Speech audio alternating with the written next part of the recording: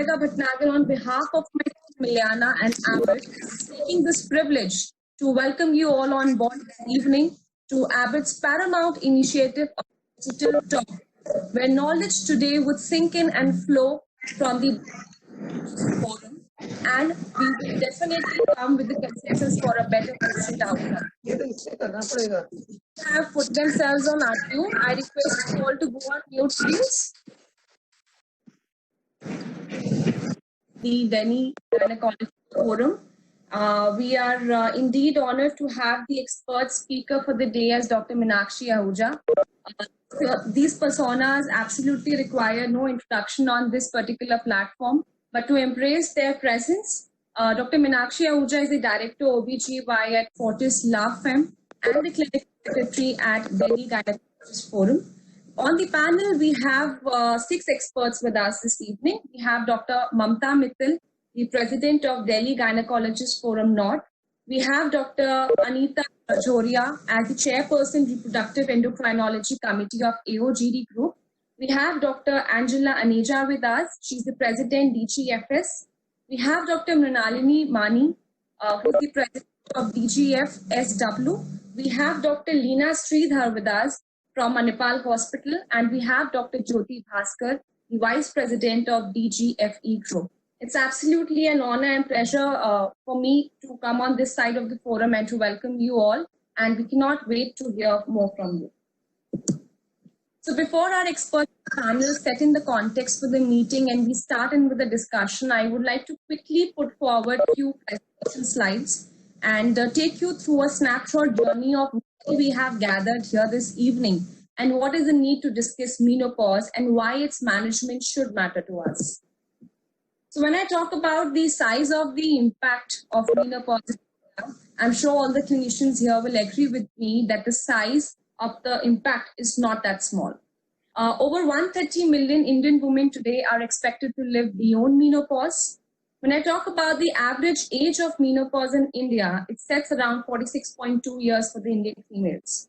Whereas for the Western world, it stands to be about 51 years, which is almost a leap of 4 to 5 years. When I talk about premature ovarian insufficiency or POI, according to the latest statistics, it stands to be about 5.5% for the females, whereas to our surprise, not able to see anything. Sorry, ma'am? Not able to see anything on the screen. The latest statistics on POI, so it counts to be about 5.5% for the Indian females, and to our surprise, it's counting about just 1% for the Western world. So again, leap of 4 to 5% stands for POI as well. We have the experts in panel with us who will be taking us through the journey of how the scenario shifted from MHT to non-hormonal choices. And to your surprise, you'll be amazed to see this data on my right corner that the acceptance of menopause hormonal therapy in India today is about just 1%. Whereas 99% of acceptance still lies with non-hormonal therapeutic modalities. And the question here stands to be about the concern of carcinoma breast, which came into the picture from the gross misinterpretation of WHI study and the establishment that they created that yes, using combined MHT does lead to carcinoma breast. So our experts will help us to break those barriers and to establish new ideas today. So to say menopause is definitely not just the fate of her life, she does deserve life beyond that. And the British Menopause Society fact sheet clearly mentions here through this infographics that menopause is just not about vasomotor symptoms. It adversely impacts all the aspects of a female's life. 45% females said that they struggle at their workplace. 33% females said that social life has taken a complete backseat for them. 51% females mentioned sex is completely off their menu. 81% females had lower BMD levels, and almost 2 times increased risk of CVD was also seen. So with these thoughts, these highlights, I would like to leave our audience with just 2 questions before our expert speaker starts with her session. The first thought that should come to our mind while we are listening to our speakers is, is there really a need to treat menopause or not? There's a need to treat females with diabetes, with thyroid, when there's a run for IVF cycles or when there's a run for PCOS treatment. Is there really a need to treat menopause or not? The second thought that should come and that should strike all of us is, if, however, we do decide to treat these people who are struggling during menopause transition, do we have the right set of options that are available in market today, and how to pick the best fit from the array of these options? So I leave the audience with those two questions, and now I hand over to the torchbearer for this meeting, Dr. Meenakshi Ahuja, who's going to enlighten and take us through the journey of various dilemmas that do us as a challenge, as a barrier in Indian setting. Over to you, Dr. Meenakshi.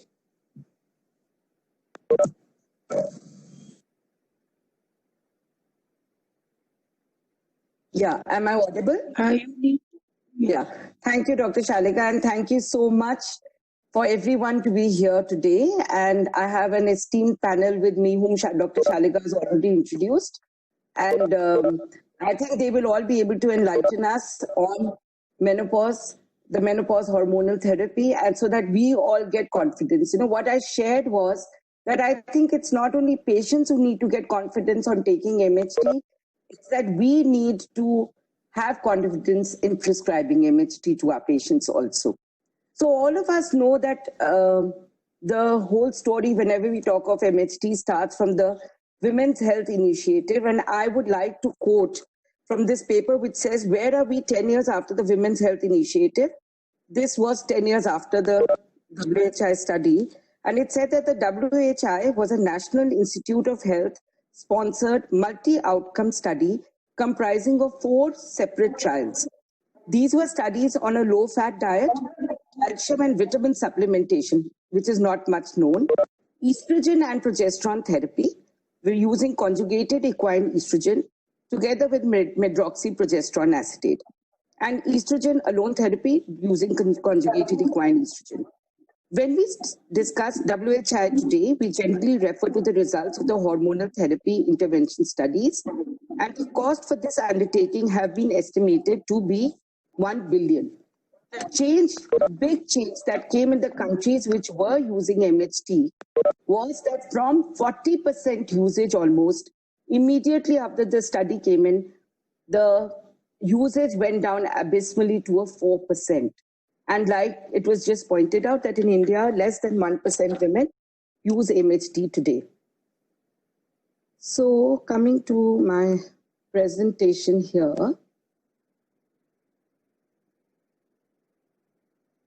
Slide.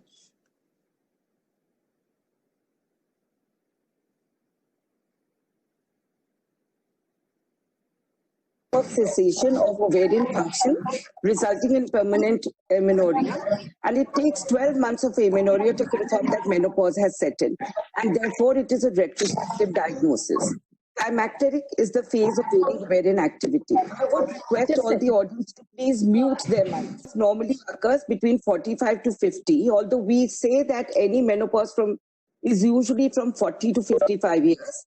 40 to 45 being an early menopause, 45 to 50 being the expected, and 50 to 55 being a late menopause. The average age being about 47.2 according to the latest statistics in India, compared to 51 years in the Western countries. So menopause does set in earlier in Indian women, and menopause setting before the age of 40 is known as primary ovarian insufficiency, also loosely termed as premature menopause. But since it was found that that term was little derogatory and little stressful to all young women, it has been changed, and the terminology that we like to use today is primary ovarian insufficiency. So I would like to start right here from my first panelist, Dr. Mamta. If you could tell me what are the types of menopause that we talk about when we are discussing menopause. Dr. Mamta Mittal. One is the natural menopause that occurs naturally, and when we have surgical menopause as a consequence of surgical removal of both ovaries, as in a case of a hysterectomy with BSO, And then there is a premature menopause, or as you just said, premature ovarian insufficiency is what we like to use these days.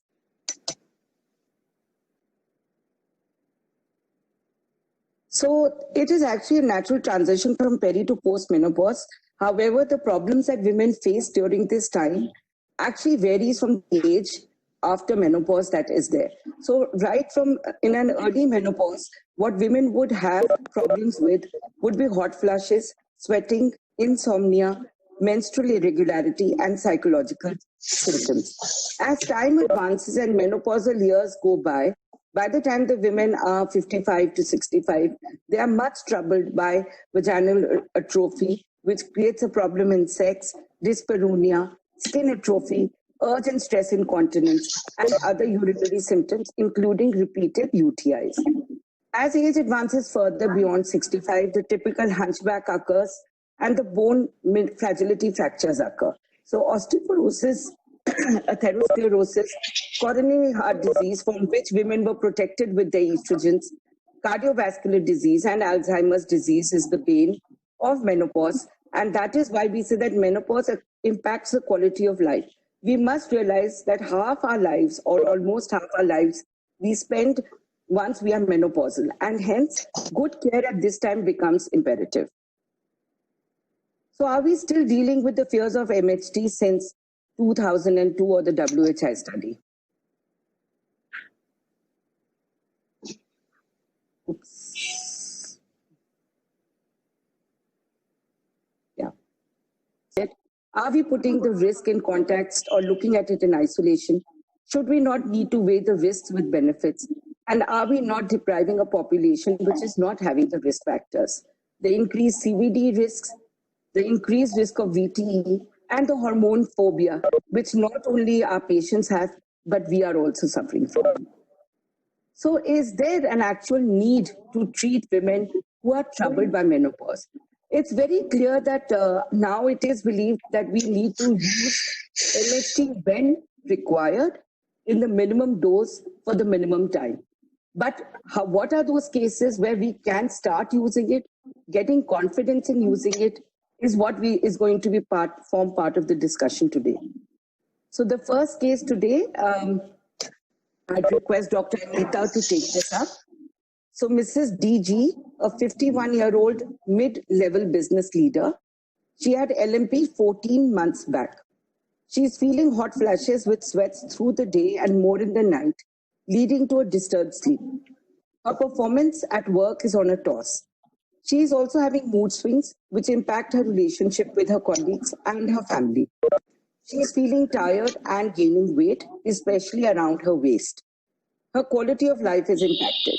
I think we all see these patients probably maybe twice a week, thrice a week, or even more. Her uterus is intact, and there is no other significant family and personal history. So she is a person who is having postmenopausal symptoms. So Dr. Anita, the first thing is that would you want to treat this woman, or would you just reassure her and send her away?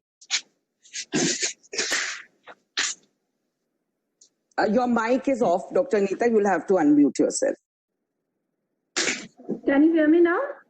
Yes. Thank you for involving me in this interesting panel. As diagnosis is clear that my patient is suffering from postmenopausal symptoms. And, because when a patient thinks that her life is getting disturbed by these symptoms, she definitely needs to treat the patient. Okay? So we have to give her counseling, we have to modify her diet, we have to, give her lifestyle changes, advices. We have to ask her to reduce weight also. And then we can counsel her regarding intake of menopausal hormone therapy. So here is the interesting bit I want to ask. You can counsel her, or will you counsel her? I definitely will counsel her regarding each and every aspect.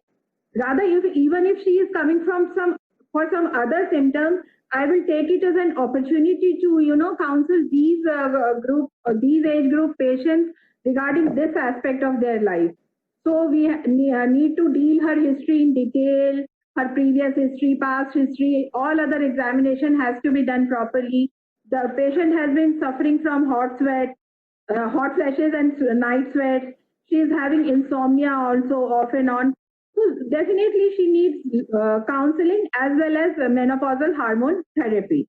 So besides dealing with other aspects of her, lifestyle management, as I've discussed already, I am going to counsel her regarding intake of menopausal hormone therapy. The pros and cons both will be discussed with the patient. So, there is a poll here also. So even just to make it more interactive, there's a chat box on your screen. So even the audience can put up which therapy will be most appropriate. Oral estrogen and progesterone continuous combined therapy, oral estrogen and progesterone sequential therapy, oral estrogen alone, combined OCPs, or isoflavones. So Dr. Anita, what would be your option in this? Now, we have to, dwell in her family history also, her personal history also. Is she a smoker? Is she a diabetic? Are there any significant past history like thyroid disease and everything? So these relevant histories are to be taken, proper examination is to be done, and we are going to ask her, we are going to offer her all these types of, hormone therapy. And we have to ask for a choice whether she wants to bleed every month, or she will like to have it as continuous therapy. She will like to bleed after 3 months. So accordingly, she's a 61-year-old and her LMP she's postmenopausal. Why would we want her to bleed every month?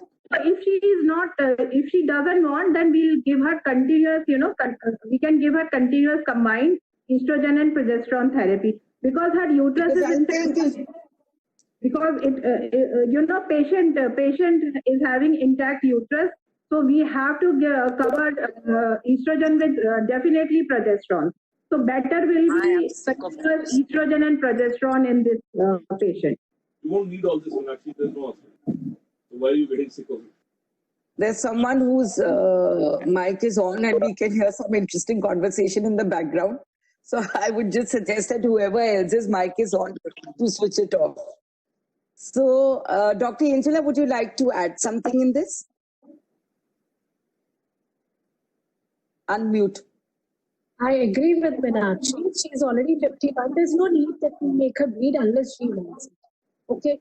And any woman who has symptoms, it's very clearly indicated by the International Menopause Society. There's no need to start any kind of investigation and to prove her. You can straight away start her on. In this case, I will say continuous combined oral contraceptive pills, or the second choice is Tibolon. If you go in the history and you find there is another sexual related issues, then you can. So these two are the most important choices. And in the chat box, many people are saying, why not isoflavones? I will like to say, even the phytoestrogens or any other thing, they all lead to unopposed estrogen secretions. We don't know how much we are going to give to them. So they better need to be started. So if you want to give something which is going to relieve her symptoms. That's what I want to say. Do we have any other opinion from any other panelist? Dr. Jyoti, Dr. Mrinalini? Yeah, Dr. Mamta. Dr. Meenakshi, has anyone ever used DHEA? It comes by the name of Evandra, dihydroepiandrosterone. So it works very well for mood swings and sexual dysfunction, because then the patient's main problem is hot flashes with sweats. No, the DHEA is approved only for vaginal, for a loss of libido. It's for a moderate to severe dyspareunia. It's approved by the FDA, not for vasomotor symptoms. No, not. It is very good for mood swings. DHEA, no, it's a vaginal preparation. It doesn't get it's an oral tablet to be given orally. That's not a DHEA. DHEA is definitely a vaginal preparation, basically given for the, the basically vaginal problems that are coming. Urinary symptoms. And our patient here has vasomotor symptoms predominantly causing the problems. And I think it's I would agree that we are basing ourselves on guidelines. We are basing ourselves on the based on the guidelines. It's very true that we have to give oral estrogen and progesterone continuous combined therapy in this patient. Yes. Yes. DHS is more relevant in patients who are having vulvovaginal symptoms and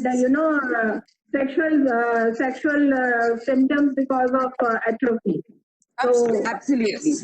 And I think the message is clear because we are getting people to try to get confidence in MHT rather than confusing them. I think the message should be clear about what needs to be used and for how long, and if there's any preliminary investigation required.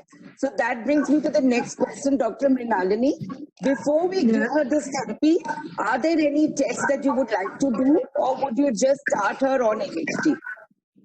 Yeah, so please unmute yourself. Yeah, I think can you hear me now? I'm unmuted. Yeah. So basically, when we go about she's come to me, I take this opportunity to investigate her, like Dr. Anita had already mentioned.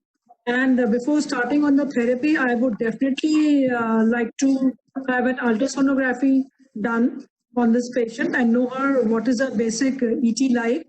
And also, I would take this opportunity to screen her, have a bone mineral density done, her vitamin D levels also done here in this patient. And of course, it goes without saying, I would like to screen for a pap smear. I will do a breast scanning and get a basic mammography done if she has not got it done already. And emphasize the point of getting these investigations done on a regular basis, and also highlight the need of, after putting on MHT, she has to be on a regular follow-up, which is very important. And she needs to be followed up regularly to see any other side effects from developing or which she has pertaining to these medications. Because history we've already ruled out, and we will be ruling out history like VTA, etc. We definitely will rule out from the history. That we'll cover later. Yeah. So two things here I would like probably to be very clear on this patient. That one thing was that you said the bone mineral density. So Dr. Angela, do you think that bone mineral density needs to be done in every woman who is 14 months post-menstrual and is going on treatment? Because the rest of them I agree with. But is there certain patients who require bone mineral density and not all of them?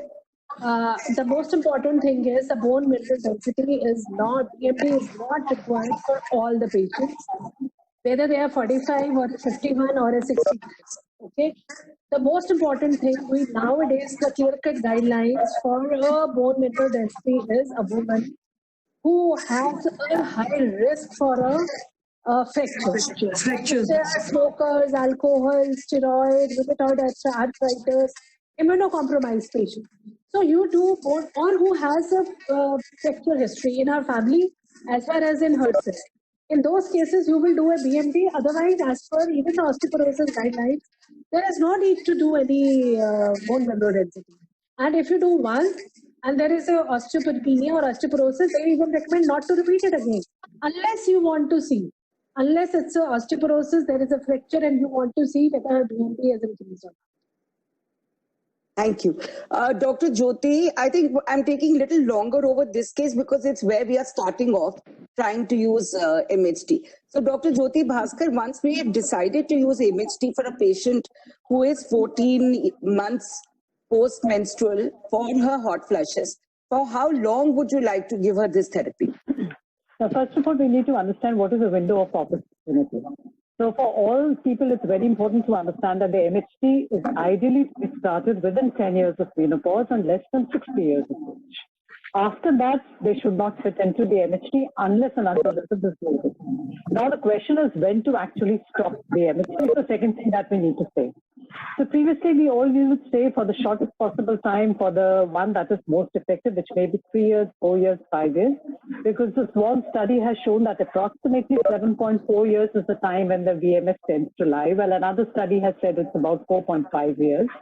But the latest, if you look at the NAMS guidelines of 2017 as well as the IMS guidelines, they say there is a definite indication, obviously, window of opportunity when you need to start, but when you need to stop, it depends upon counseling with the patient. If the patient is very happy with this particular one, we need to explain her the benefits and the risks. And if she wants to continue beyond the age of 65, after explaining the benefits and risks, we can continue with continuous monitoring for the patient. So that is what is the rate. Another thing. Yeah. Angela, please. Dr. Anita, आपका mic बंद है. So regarding this patient, she had come with hot flushes, insomnia.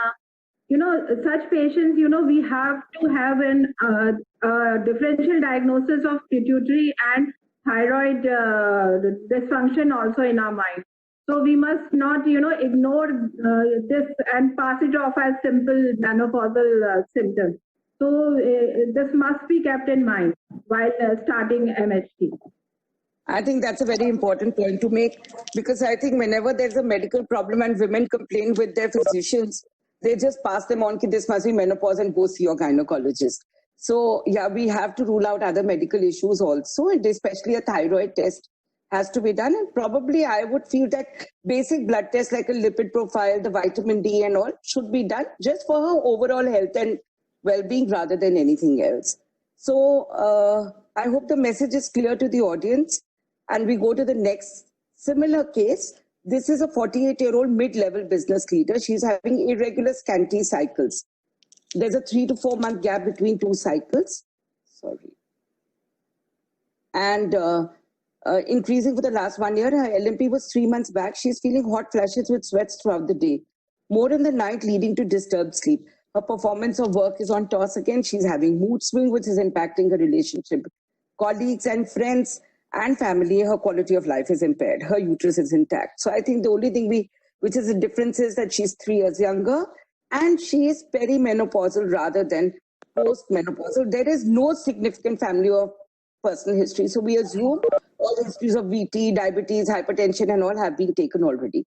So she's a perimenopausal with symptoms and irregular cycles. So Dr. I think we've taken over. Dr. Anita, you start.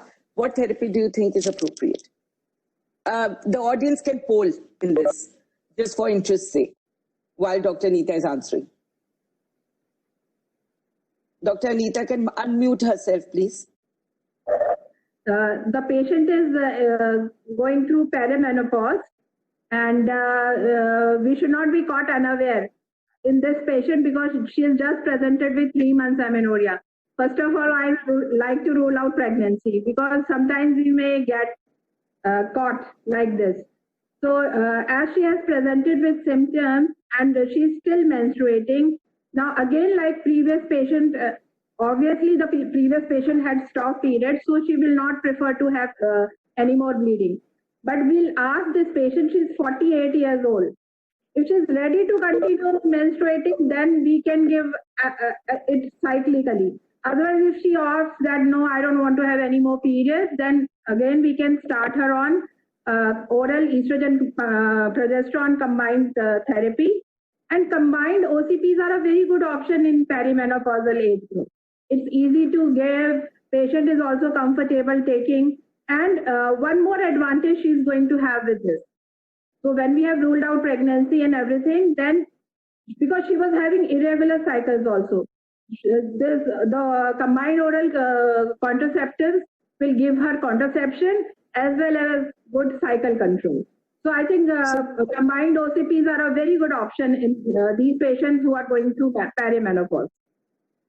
I think there was a very important point which was touched here, that hormone replacement therapy is not going to be a contraceptive. So if we are going for MHT, contraception has to be used alongside, and this advice should be clearly given to the patient. Dr. Angela? Yeah, absolutely correct. If she's on MHT, then they should use condoms, you know. And even the woman of 51 years, once she stopped menstruating, then she should use after 50 contraception for 2 years. Less than 50, they should continue the contraception. So my another most the most important thing I would like to add on is the exercise. All women in the perimenopausal, menopausal, or the postmenopausal should do weight training. You know what is the future we want to store for them is weight training exercises and aerobics exercises, but first with the joint stability. We have to prevent the fall. You know, if the idea is to strengthen the joints. So knee joint, your hip joint, and your ankle joints, they all need to work hard. Even a Zumba dance is a perfect dance to stability of the joints. So if we say exercise, we must tell them what kind of exercise. We must tell them the calcium and the vitamin D3, the proper quantity. If you won't tell them, then our purpose is lost. So this has to be added on. You know? And another point, what has been said, combined oral contraceptive is a good idea. Okay, but one must understand they are synthetic, and the MHT which we are using are more natural kind of products. And as far as bone mineral density is concerned or cardiovascular effects are concerned, they are better with MHT than the combined oral contraceptive pills. But if the woman is not ready to use condom, then see, combined oral contraceptive pills is a good idea. And the woman who is menstruating should be on a cyclical sequential oral MHT, not the continuous combined. Continuous combined will start only if she has no period for 1 year. Because otherwise, with the continuous, she will bleed irregularly in between again and again. And then we have to investigate her for these irregular periods. So it's a clear cut. There is saying if you want to start a Tibolon or you want to start a continuous combined, then start it after 1 year of no period. So most important message for a woman who is menstruating or has just finished her periods and not completed that 1 year window, Tibolone is not an option. That should be very clear to everyone here. Dr. Leena, you want to add something? Yeah. Not even the continuous combined is not an option. Yeah. Dr. Leena? Your mic. Yeah. So a point against the continuous combined would be why we would be preferring a cyclical sequential would be that it will mimic the natural cycle that she would be, about to be having, since she is perimenopausal. She is not yet menopausal. And definitely it's dangerous if we start putting her on a continuous combined MHT and Tibolone. Tibolone is, of course, definitely not indicated in such cases. Yeah, so I think oral EP sequential therapy is the best. So Dr. Leena, would you also highlight on the options of MHT which are available, just explaining this slide? Okay. So in both these two cases that we just discussed, the women, they had the uterus intact. So definitely we would be going for a combination, that is an estrogen and progesterone combination. So we have three kinds. One is where we use an estrogen preparation followed by an add-on progesterone in a 21-day pill with a 7-day break, which is which can be given, and it gives a regular bleeding at the end of the cycle. The other would be the continuous sequential HRT that we all like to follow, wherein you give estrogen pill only for the first 14 days and a combination of both an estrogen and a progesterone in the from 14 to 28 days. Now, again, this is with no tablet break, but there is regular bleeding that occurs at the end of the cycle. And the third one is what we have as a continuous combined HRT, which will give it to a woman who is in established menopause, where we give a combination of both estrogen and progesterone with absolutely no tablet break, starting from the first day, and continuously this is carried on with no bleeding happening at the end of the cycle. Now, commonly, what would we are giving one of these three in women who have an intact uterus. Obviously, this is not for a woman who is hysterectomized. In that case, we do not need to add on a progesterone. We can just give only estrogen. In all these preparations, now what we have is, what is favored now is using estradiol, 17-beta estradiol combination with natural progesterone in the form of dydrogesterone. So we have oral MHT available to us, And as which we had just discussed about both sequential and continuous combined, we have these preparations available in our country. What is important is that what is easily available, and that is what we should be prescribing to our patients. As you can see, if the woman is in the perimenopausal age group, that is case number 2 that we just discussed, she would require a sequential MHT as 1 milligram of estrogen with 10 milligram of dydrogesterone. And if she was well past the menopause, as in case number 1, we could offer her a continuous combined MHT in the form of 1 milligram of estrogen and 5 milligram of dydrogesterone. And as was just rightly pointed out by Dr. Jyoti, that the duration would be, of course, depending upon 2 years, 3 years, 4 years, to up to 5 years after the onset of symptoms. So we should be very clear. I think the take-home message is very clear here. And as rightly pointed out, isoflavones have no role because they are empirical treatments. And we should try to now have confidence in using medication which is proven and scientific and has a basis for it. Yes, Dr. Jyoti. One thing I wanted to add, when we were talking about OCPs for the perimenopausal women, now when do we know when we need to stop OCPs and change her to an LHT? That is something that we all need to identify. So it is either said that you stop it when it's the age of the menopause, otherwise you do an FSH test. After stopping the OCPs, 2 weeks later, if the FSH is more than 30, or the ratio of the FSH to LH is more than 1, then she needs to be shifted towards the LHT. Because as long as she's taking OCP, she's going to have periods and we're not going to know when menopause has second. So we need to be able to be clear about this fact. Thank you. And that's a very important point. Another thing is there may be a variation. I'm not talking about this patient. Sometimes patients are already having Mirena.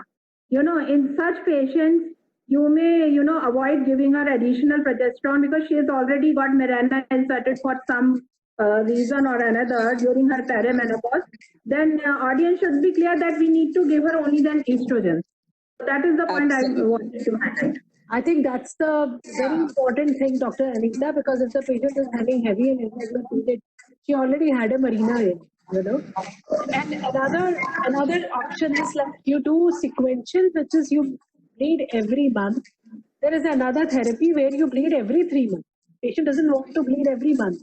Then you give estrogens for 3 months and you add progestogens in last 14 days of the 3 months. And we all must understand here the culprit is progesterone. Whatever the preparation we are available, we have very good progesterone into that. But sometimes the patients are not able to, tolerate that kind of a progesterone. So that's the reason.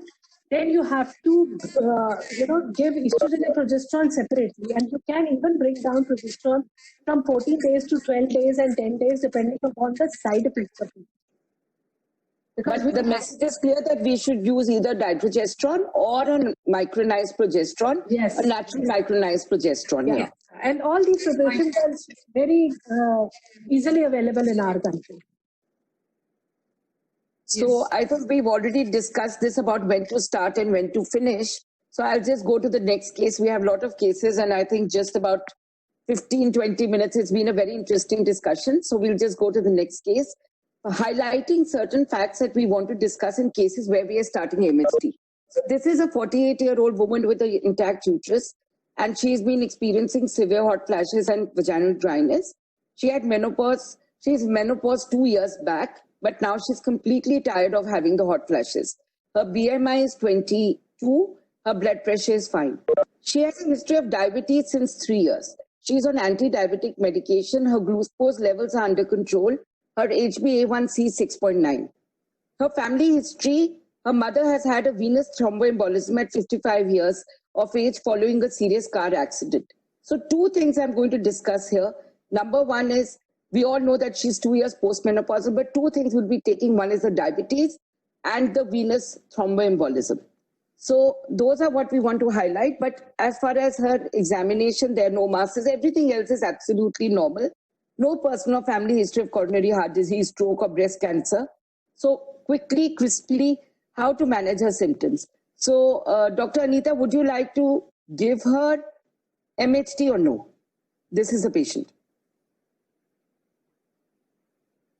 Your mic is off. Yes.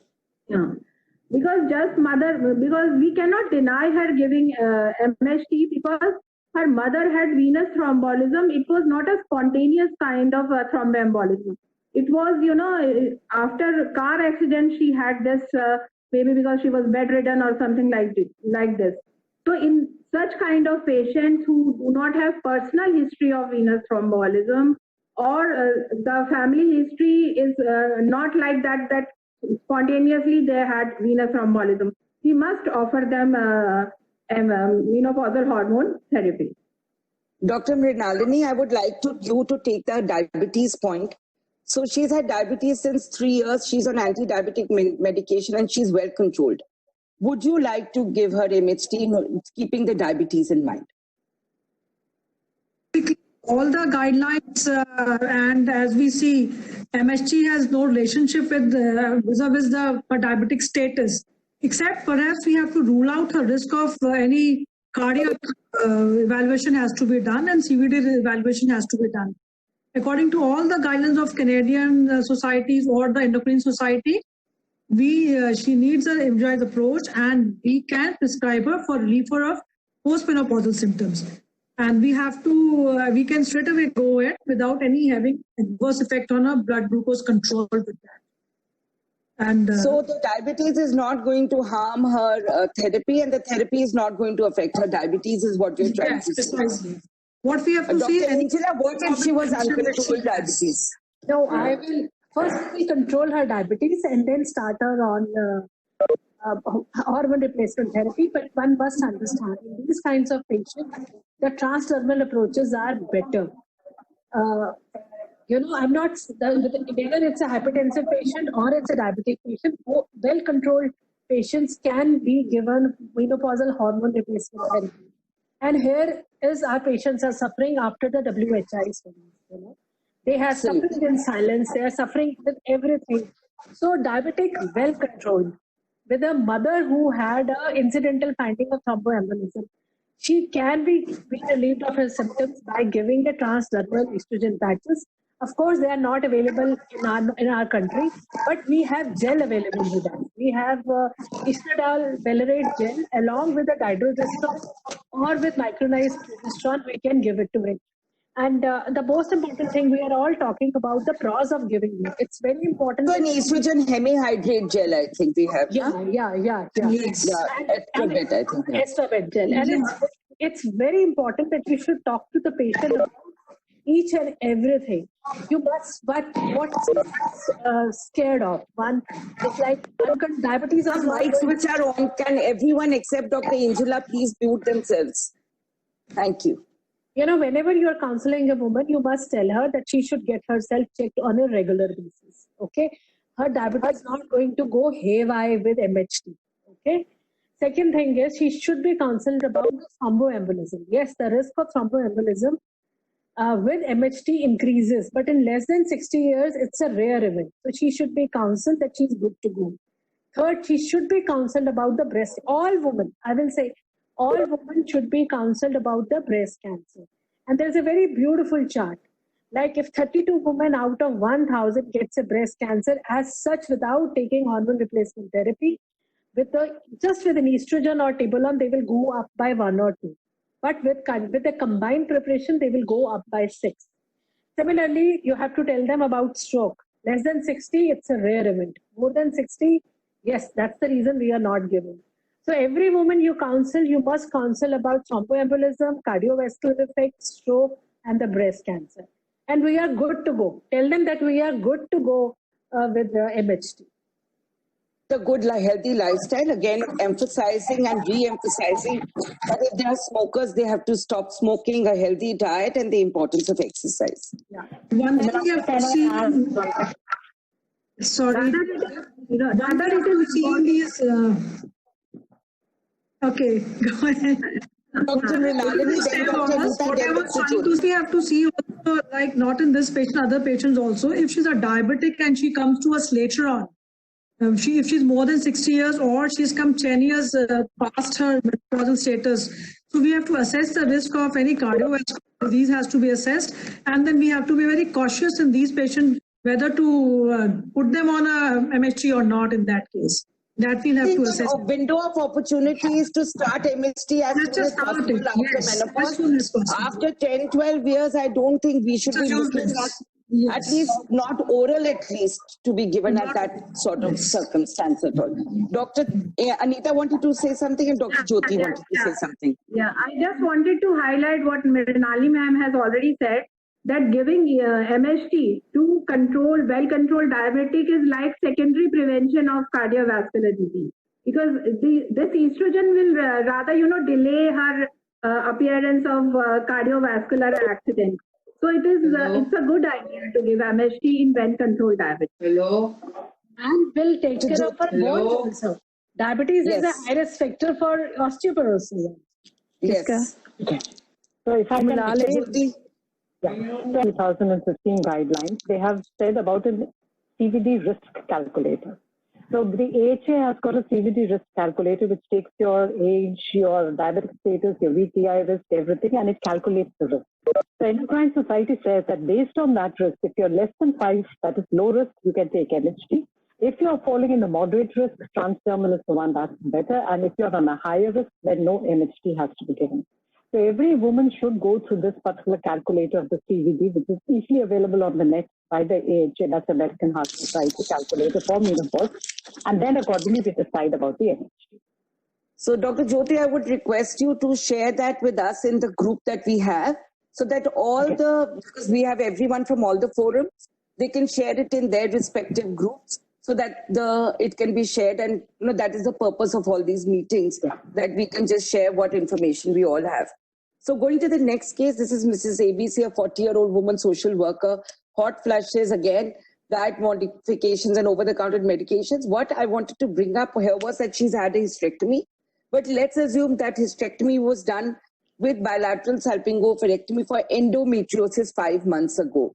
She's 40 years, hysterectomy with bilateral salpingo-oophorectomy 5 months ago for endometriosis.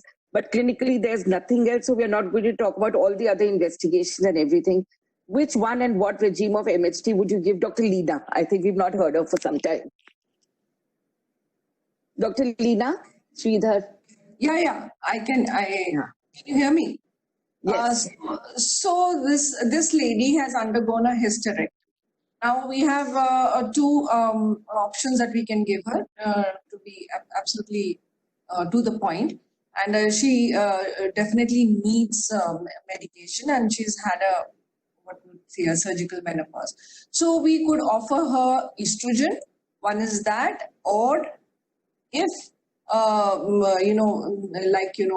patients who have endometriosis and we are worried that estrogen would lead to activation of endometriosis, any remnant being there, then we could be adding the estrogen and progestogen pills. Now, what we would prefer for her would be the micronized progesterone or dydrogesterone along with the estrogen. And an alternative would also be, tibolone. This is where it comes in, where we could add these patients tibolone. But my first thing would be that if she has undergone a hysterectomy, would be estrogen only.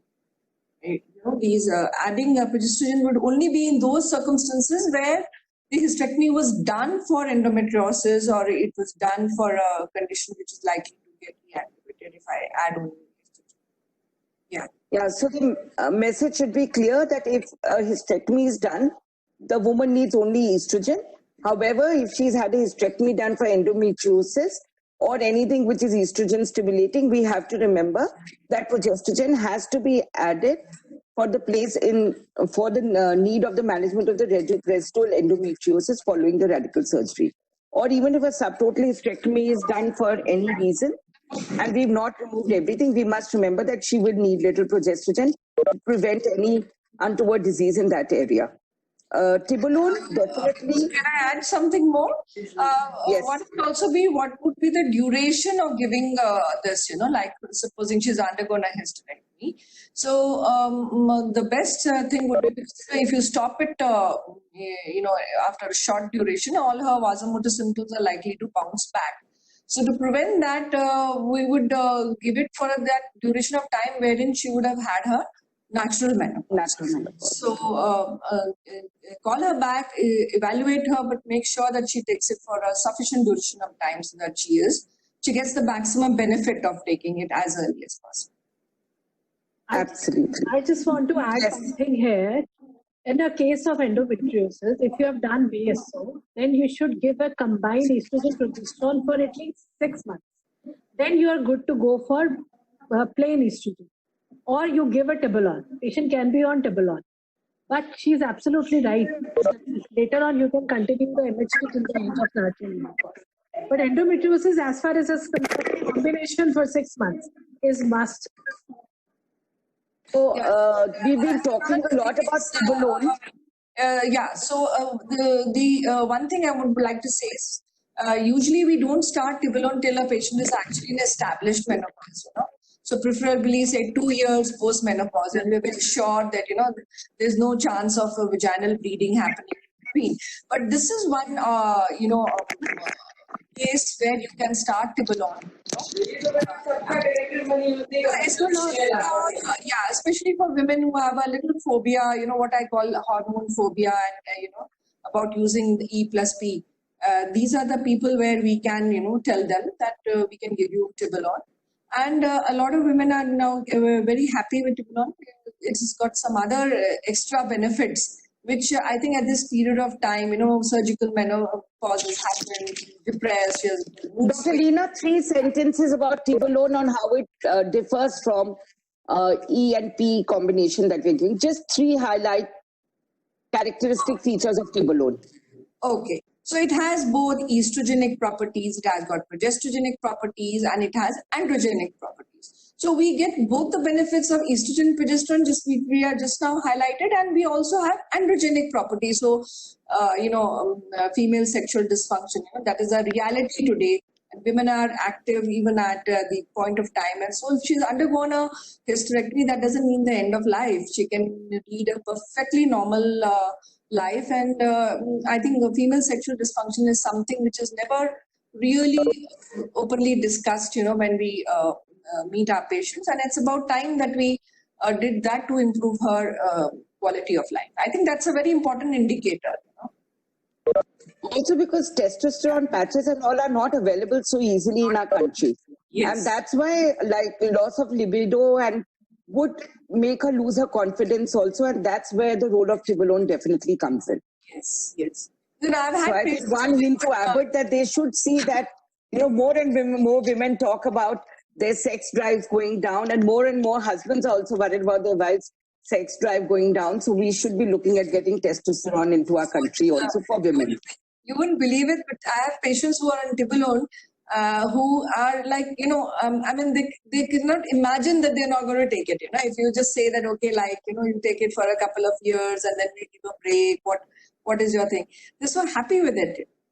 So quality of life is a very important thing. Yeah, actually, when you prescribe Tibolon, you make 2 people happy. Not only the patient, her husband's also happy, and not only her sex life improves, her mood also improves. It's a very good mood stabilizer.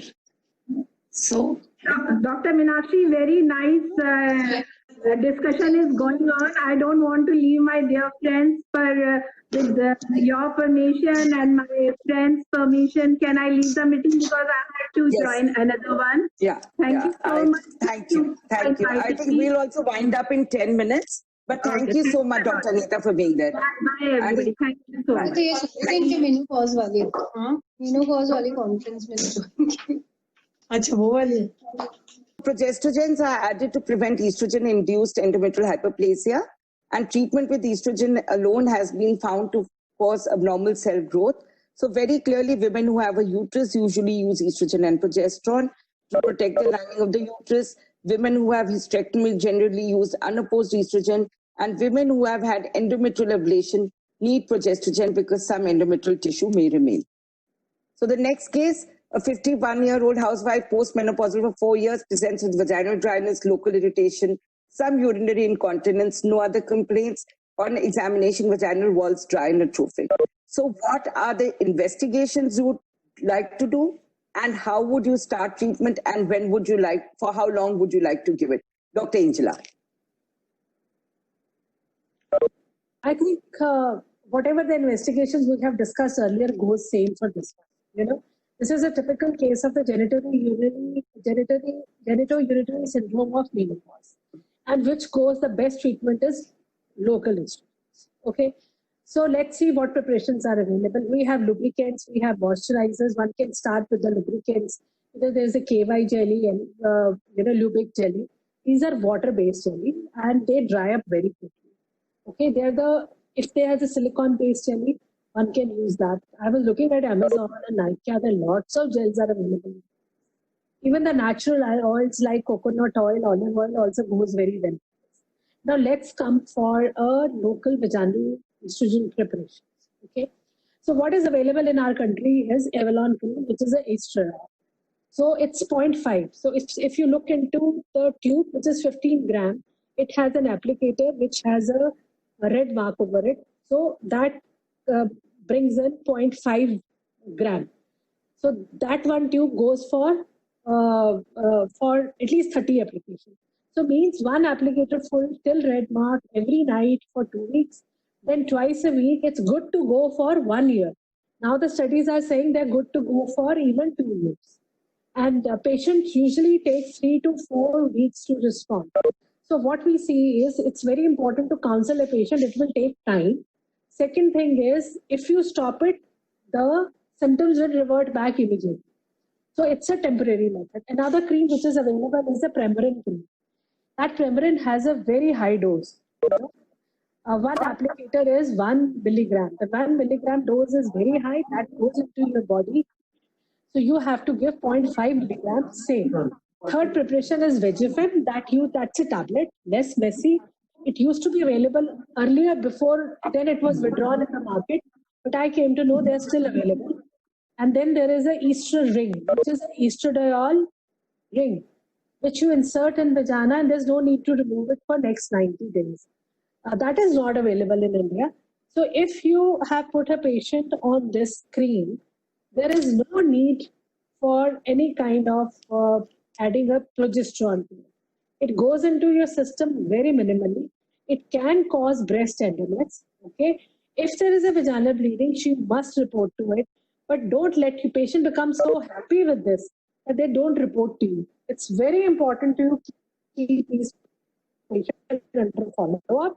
And if she doesn't respond within 2-3 months to it, you can add even oral MHT to it, which will take care of other, if there's a difficulty with the libido, arousal, or orgasm, then you can add it to it. And if she still doesn't approve, then yes, then the role of SERMs comes in. We don't have oxypapafine, which is in our country. This is also an FDA-approved drug, which is 60 milligram once a day you give, and you're good to go for 52 days. Or there is a local DHEA, which is 6.5 milligram. This is available as 0.5%, which you use daily, and this is also for 52 days. This DHA acts locally. This is a precursor of your estrogen and androgen. Doesn't go into your system. This is recommended for moderate to severe dyspareunia if the patient is not treated with estrogen. I think that's a wonderfully complete answer. So there's one question which the audience has asked, which I'm going to put to Dr. Mamta Mittal. That is there a need for an endometrial biopsy once a patient is on? You had that question. So it's nice that the audience is interacting. That is there a need for endometrial biopsy once you have put a woman on MHT locally? No, we will just monitor the endometrial thickness. We don't need to do an endometrial biopsy. So how would you when would you like to monitor the endometrial thickness increases, and if it becomes, I personally take it as more than 7 mm. Some Some people say more than 5 mm. So if the endometrial thickness increases, then one may want to do, or if she has spotting or So you would get an breakthrough bleeding, ultrasound then done one may when want she to is born, or will you be doing So an every ultrasound 3 months, every 3 to 4 months. every 3 months? One month, Hi, Angela, on your the opinion? yearly basis. In between, they should be called if there is any kind of irregular bleeding.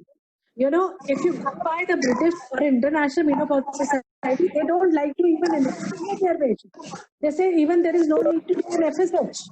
On the symptoms, you can start testing. But I will say in our country, where the compliance is an issue, you know, where we should do routine testing before you start MHT. I think Jyoti is raising her Also, hand. I think Just 2 points I would like to say that when you're giving this local, you don't need to supplement progesterone. That everyone should be very clear because there's not much of an option. So please don't supplement progesterone. We have too much of this. please switch off your mics, everyone else. Be early. The later you start, it becomes more atrophic. The response of it tends to become very less. The third thing I would like to say is that in breast cancer survivor patients who do have this particular problem, before starting any of these vaginal treatments, please discuss it with the oncologist. You cannot just start local treatment in breast cancer without a discussion with them. Thank you. if they are estrogen progesterone receptor positive, Jyoti, that's a very, very good point. Dr. Mrinalini, you wanted to add something? Mostly, Dr. Bhaskar has covered the points I was wanting to add regarding the breast cancer receptor status, basically. So that is very important. We need to know, even if there's a family history, then we need to be very cautious with all this. And of course, yes, TVS follow-up after 3 months is desirable. Rather, it should be done mandatorily to see the endometrial thickness. That should be done. Yeah. I just want to ask everyone, is the local DHEA preparation available in our country? I don't know about it. Some people say it's I also don't. Dr. Mamta Mittal was saying something, and actually just ask her that she was. Yeah, Dr. Mamta, the DHEA local preparation, is it available?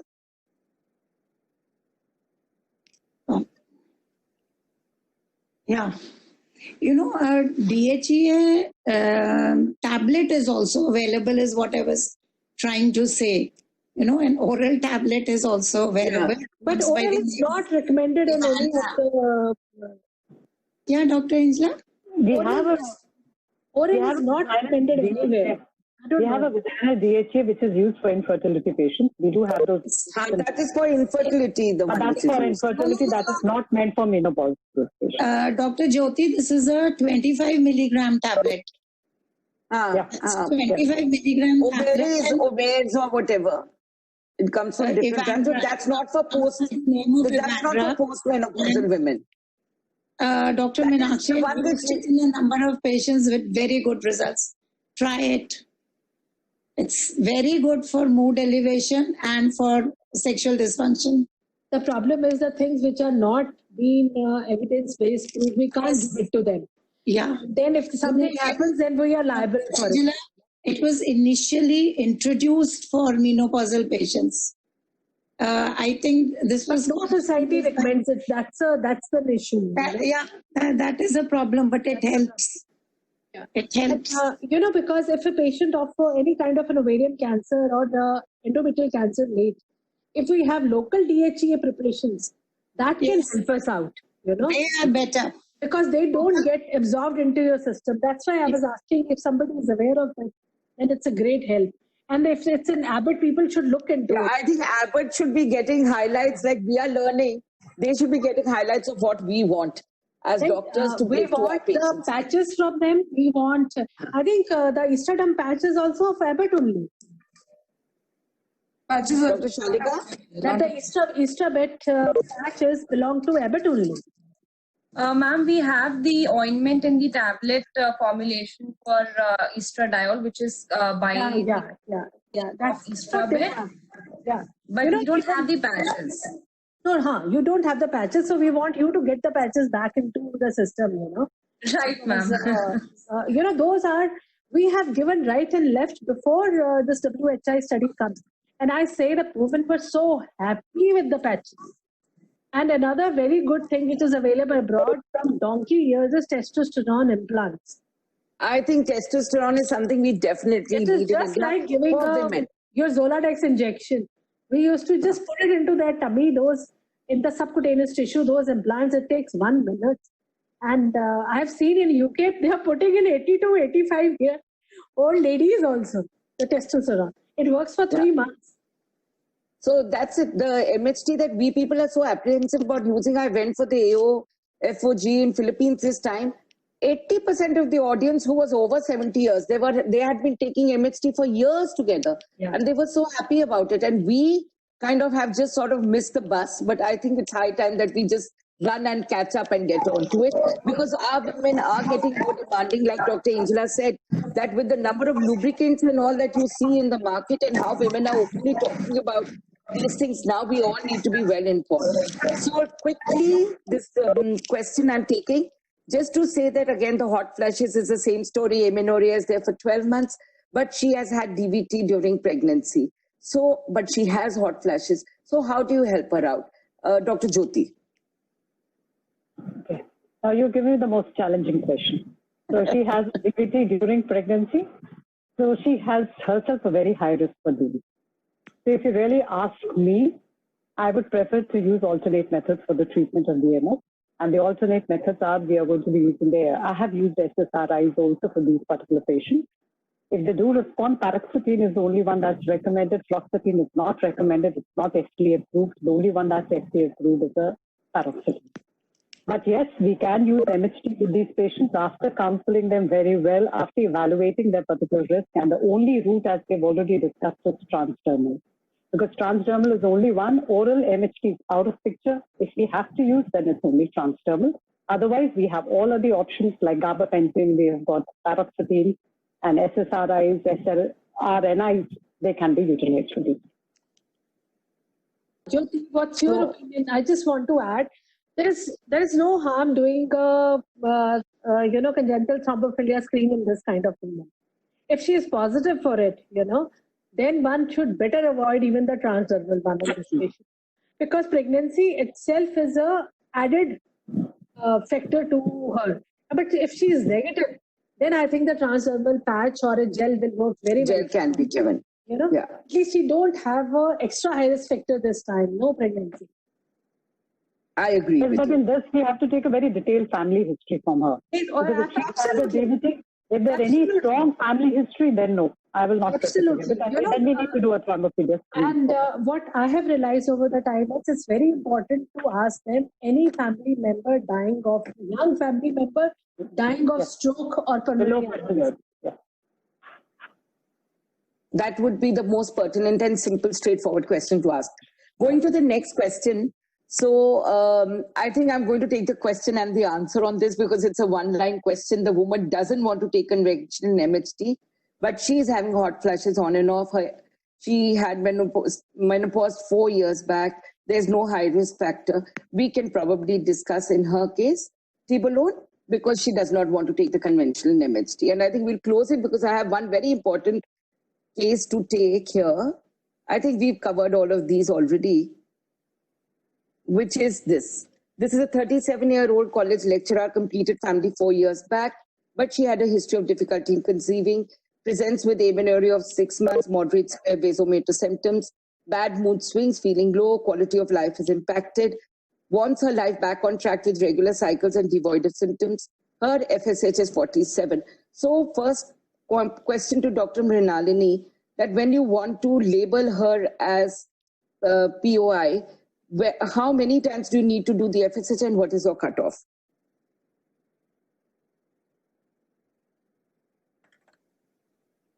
Is Dr. Mrinalini there? I can't see her on my screen. Dr. Mamta, you want to take this question? Dr. Mrinalini is there. Okay, yeah. Dr. Mrinalini? Myself. Yeah, I think I am audible now. Yes. So to label any lady as a premature ovarian insufficiency, she has to, the criteria is basically less than 40 years of age. And she should have oligomenorrhea or amenorrhea at least for the last 4 months, if not more. And when we see the levels of FSH and LH, the FSH levels have to be at least should take on 2 occasions, 4 weeks apart, and these levels should be more than 30 to 40 international units. Only then we will be labeling her as POI. Okay, that's perfect. So what are the formulations that we have here? I think that is very clear that is POI, and we've already discussed the treatment in the first case. I think Dr. Jyoti can just give us an overview of the options of systemic MHT before we close. Okay. So just to summarize the whole thing, that when a patient comes to us who's post-menopausal, we need to first be very clear of the indications we have to give her for. We need to be clear she's in the window of the opportunity. We need to rule out the contraindications. I would request everyone to switch off their mics. This is the most important slide of the whole. We need to be clear about the indications. We have only 4 qualified indications under which they can be given. That is treatment of VMS, genitourinary system, prevention of osteoporosis and fracture, and the 4th one is the premature ovarian insufficiency. Rule out the contraindications, counsel the patient about the benefits and risks, and if after that we find that she is an ideal candidate for an MHT, first see whether she has a uterus or she does not have it. If she has a uterus, then what we need to give is an estrogen and a progesterone. Now again, perimenopausal or postmenopausal. In perimenopausal, we have already discussed it's going to be sequential therapy. In the postmenopausal, more than 1 year, it is a continuous combined therapy. Now, estrogen and progesterone. Estrogen is going to be either estradiol or we are going to use the CEE. As far as progesterone is concerned, natural micronized progesterone, dydrogesterone, or LNG-IUS. If she does not have a uterus, then estrogen is the only drug that we need to give to this particular patient, oral or transdermal. Either of them can be utilized. Transdermal, we only have the gel, we do not have the patch, but we need to counsel the patient because she may prefer to use the transdermal over an oral. If she has a poor control with an oral therapy, if she's had a history of VT, she's an obese patient, she's got high blood pressure, migraine, or we say that their current use of medications are related to hepatic or gallbladder. That means, what I mean to say that definite indications where transdermal works better than an MHT. So we should know which conditions is going to work better than an oral MHT. And do not be scared. Please try. Every lady can be given VMS with confidence. Thank you. Thank you so much to all my esteemed panelists. I think we've had very good take-home messages today.